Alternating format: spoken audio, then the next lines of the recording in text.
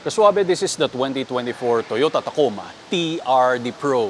At nais muna kitang balitaan, sa Amerika nga pala, ito ang best-selling mid-size pickup truck nila for 17 years. Ito rin ang nakakuha na achievement na Best Resale Value on its class and Best Resale Value Top 10 sa mga automobile. Pinanganak ito noong 1995. Siyempre, pangalawa ito sa panganay bago dumating ang Tundra na inumpisa ng isang Hilux. This is the third generation and dalawa nga pala ang available na powertrain. 2.7 liter 4-cylinder which is 200 horsepower less.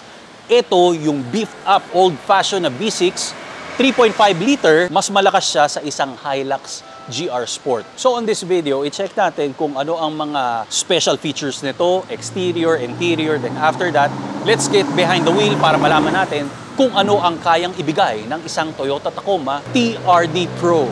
Suwabe, let's begin.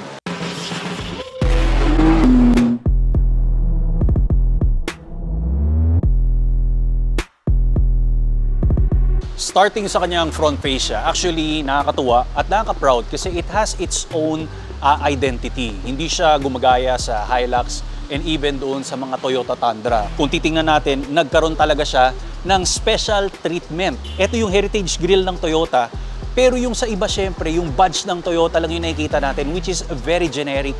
Pero sabi ko nga sa inyo, pag kinakailangan mo ng extreme and superior, etong TRD Pro pa rin ang pinaka-the best.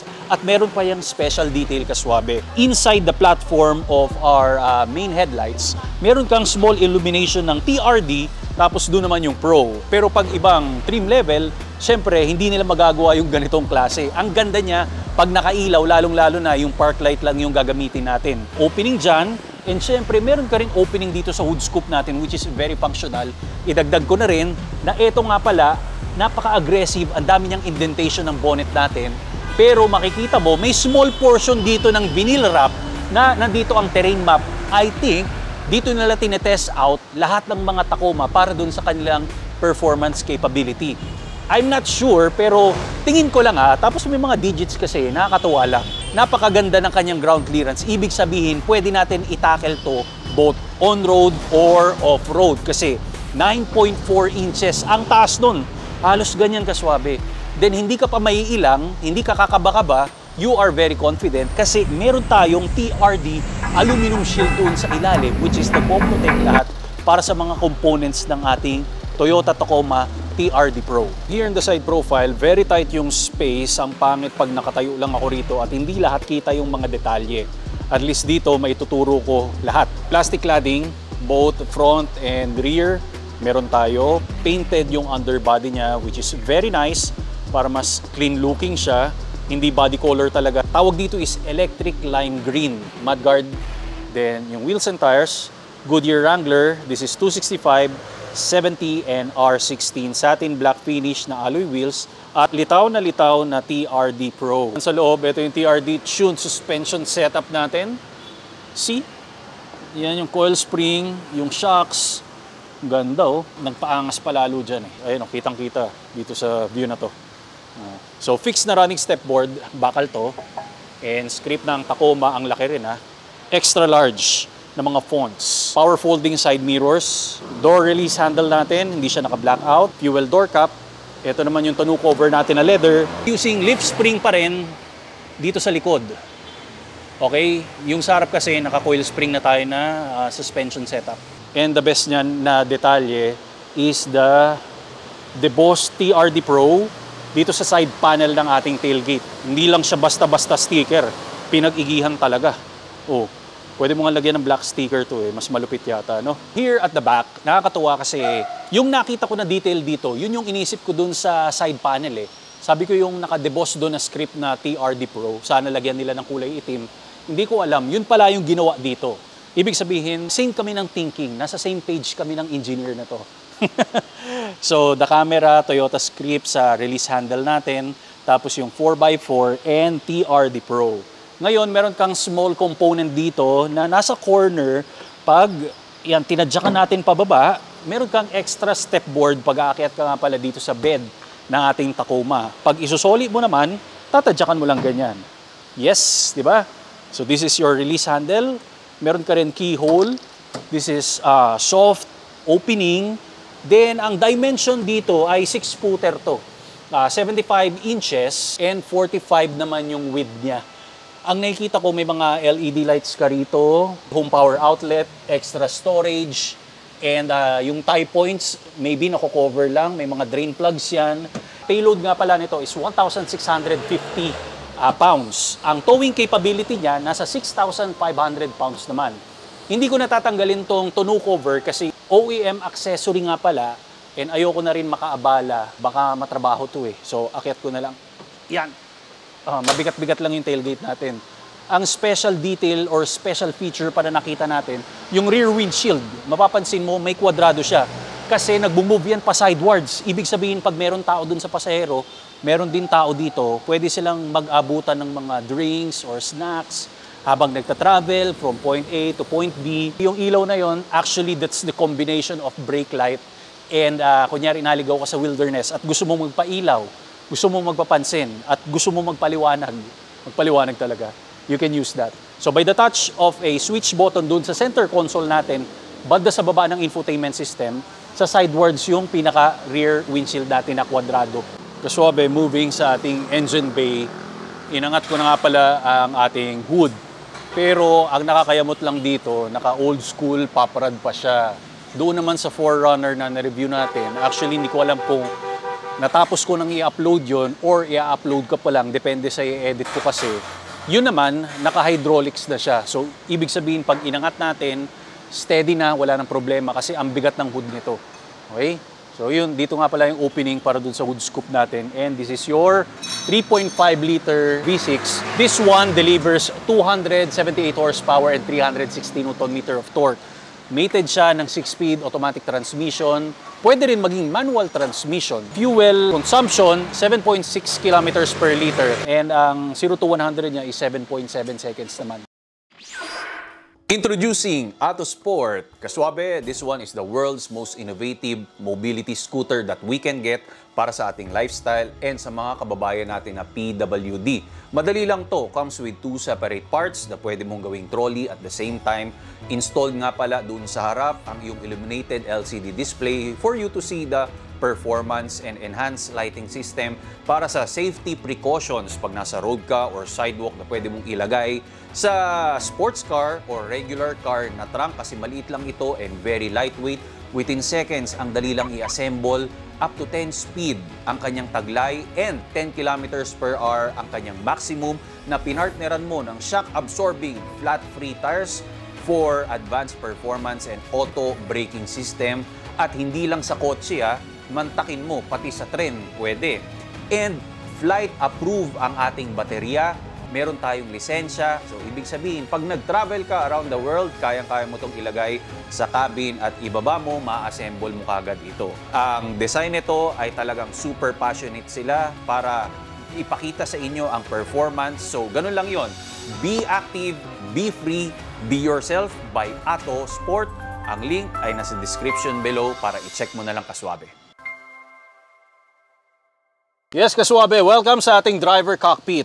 Anyway, nagkakaroon lang ako ng struggle kasi wala tayong kinakapitan man lang na grab handle sa A-pillar or dito sa taas, pero yung passenger meron. Eh, sino ba dapat yung bida? Di ba dapat yung driver dito? Even though I am 5'10 and a half, nagkakaroon talaga ako ng struggle eh. Dapat in-enhance na lang nila to. Siguro dun sa 4th generation, abangan natin. Special sa seats natin, you have the red stitches, okay? Yung floor matting natin. It is rubber, tapos yung TRD Pro na script. At nakalimutan ko, yung headrest natin, syempre yung embroidery TRD Pro. Yung differential locks natin, yung switches, then multi-terrain select, meron kang rotary knob rito, then yung crawl. Ibig sabihin, that's for off-road capability na parang cruise control, pero eto naman, more on off-road naman siya ginagamit. Ang interior cabin dito, hindi siya nagpapa-impress, kaswabe. Straightforward, pag sumakay ka dito, ramdam mo talaga na this is a proper pickup truck. Matataas yung panel natin sa dashboard. Lahat ng mga positioning dito, tapos mararamdaman mo, medyo old-fashioned way na siya kasi meron kang mechanical handbrake, gated yung mga shift gears natin. Hindi ito yung mga electronic shift gears. Pero ang maganda rito na detalye, kaswabe, pag inilagay mo sa drive, reverse, or neutral, hindi mo na kinakailangan tingnan lang dito sa baba. Kasi mismo dito sa ating old-fashioned na gauge cluster. Makikita mo sa center, meron kang LCD screen, pero on both sides, very analog type pa rin siya. Pero may mga LCD illumination ka ng tachometer and speedometer. Nothing crazy and nothing too sweetie pie dito sa natin gauge cluster. So this is your cup holder. Meron ka a little bit of space. Huwag ka maglalagay dito kasi pag inilagay mo ang gear shifter sa drive, tatama. Katulad ng Starbucks ko kanina, not proper to put in here. Meron kang dalawang cup holder dito sa gitna. Then, wireless charging platform, which is yung switch para mag-on and off. Tapos power outlet, meron ka dyan. Yung vents natin, omnidirectional. Everything here is hard plastic. Rotary knobs natin, 4 high, 4 low, temperature, blower strength, and parking sensor. ECT power to get some extra push ng throttle response and acceleration. Sabing gano'n ayon sa expert, even me, parang ngayon ko lang nakita to eh. And syempre, equip nga pala tayo ng JBL speakers kasi ang infotainment system natin, hindi man ganun ka sobrang bago, pero at least touchscreen pa rin siya. Pag tumunog, bawat press mo, bawat click, malalaman mong parang napaka-millennial niya. Hindi man super customizable, ayoko na rin masyadong kalikutin, pero ala calculator yung pinaka-tema niya. Sa poging to, a little setback lang ng konti. Siyempre, hindi naman lahat ng automobile are perfect. So, ito yung medyo kamot ulo na feature niya. So, this is your left and right side na angle. Hindi lang siya ganun kalinaw pag pinress ko ulit yung video na switch. Yan yun. So, this is the front cam. Ito yata yung sa likod. I don't know. Sa 360 surround kasi medyo masikip, may mga sasakyan sa paligid natin. Ayan, customize screen. Team settings. Look at this. Ito yung team settings nyo. O diba? Akalain mo bang pang 2024 na year model yan? Siyempre, ayun nga yun sabi ko sa inyo, combination of makalumang panahon para sa 2024. Ang kulit. So this is your steering wheel. Ala planggana, ang laki-laki. Yung multi-function keys natin. Pero syempre, meron tayong Toyota Safety Sense dito and equipped ng mga lane keeping assist, forward collision, adaptive cruise control. How good is that? Here we are sa ating backseat and pang mid-size pickup truck talaga yung spasyo niya. Walang labis, walang kulang. Tapos pag nasa taas ka, medyo elevated yung seats natin sa point of view papunta dito sa driver cockpit. Ang napansin ko lang, wala kang seat pocket dito sa passenger meron. Tapos yon, meron kang dalawang cup holder, USB Type A and C, absent sila. Medyo may naka-elevate lang na sa center tunnel because combustion engine tayo. Ito naman is halogen, you have grab handle, walang armrest. Pero pag hinatak mo yung latch dito, meron kang extra space sa likod, pero maliit lang, konti lang. Ito yung hook and yung rear windshield natin which is movable sidewards. Excited na ako. Pakita ko naman sa inyo ang ating test drive impressions.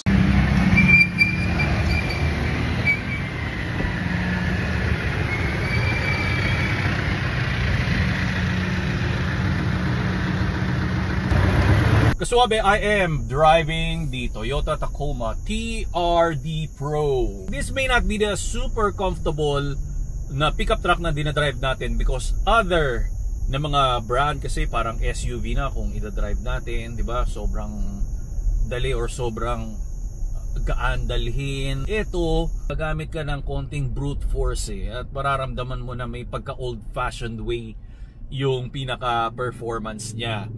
Anyway, it feels very special na nagdadrive ka ng Tacoma TRD or Tacoma lang kung i-compare natin sa iba. Dito kasi sa cabin niya, talagang combination of old-fashioned way and syempre yung mga modern touches. Ang magugustuhan mo rito at ang ikalalamang nito is pag purist ka sa isang pickup truck, this one is a perfect ride for you. Hindi ito yung pinaka komportable, a little bit shaky pag nasa speed bumps, but on off-road, this is very capable. Hindi lang nagro-roar ganun katindi yung kanyang makina. And the TRD cutback exhaust system, wala akong masyadong marinig. I don't know kung yung noise cancellation natin talagang pinaigi nila. The throttle response is very reactive. It is responsive. Steering wheel, may pagka-firm side siya. Pero okay lang kasi pag sinakyan mo nga ito, ramdam mo na proper pick up yung iminamaneho mo. Wala siyang combination na parang SUV, parang mga crossover or car-like feel like the Tesla Cybertruck. Hindi siya mukhang pick-up pag iminaneho. So yun yung mare-receive natin. So ito lang, habunin natin. For me, this one is very desirable kung naghahanap ako ng isang mid-size pickup truck and I have the money to purchase. I don't go for Hilux GR Sport because syempre common na yun, di ba? Pero ito, talagang this is more expensive but with the less metal ng isang Tundra pag hindi ka rin fanatic ng mga full-size SUV. Gusto mo sexy pa rin yung pickup truck mo pero may dating at merong ibubuga. Kaswabe, I hope na naging helpful sa inyo yung video natin pag naghanap ka ng best version ng isang pickup truck dito sa Pilipinas. So syempre pag kinumpare natin sa mainstream na mga mid-size pickup truck, di hamak na mas mahal ito. Pero ang sasabihin ko sa inyo, even though kahit medyo lacking siya ng features like yung sa infotainment, sa camera natin di ganun kalinaw, tapos yung armrest, wala rin dun sa backseat. Always remember, ang specialty and capability ng isang Tacoma is to go anywhere at any given time compared sa kanyang mga rival. At para sa akin, pag kukuha ko nito, for keep na to. Diba? Yung longevity, yung reliability. Kaya lalong napatunayan na cockroach pickup truck ang isang Toyota dahil sa pagkakasunod-sunod ng pag-manufacture nila and yung pinaka-reputation ng naging value nila. And please follow me on my social media platforms. Nandyan yung TikTok, Instagram. God bless Kaswabe. More power and more performance.